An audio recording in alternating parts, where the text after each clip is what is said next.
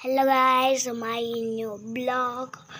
सामने देखो मेरा दोस्त खड़ा है। आप पर आबे एक बढ़िया है। गाय उसका चारता है, भैंस आता है, बकरे घेटे बधु सारता है। ये देखो आज इधर आ देखो। ए मेरा दोस्त कैसा है? ये देखो एक गांडा है, गांडा बकरा घेता गाय भैंस બધું સારે। અને પાછું એક તો વાત ભૂલાઈ ગઈ કે પતાની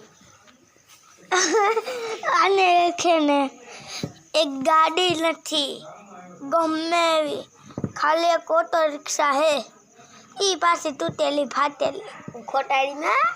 हाँ खोटाड़ो, हाँ खोटाड़ी लो। एनु घर तो सामने देखा रहा है। देखो देखो देखो देखो देखिए, ए बड़े है बड़ा जरा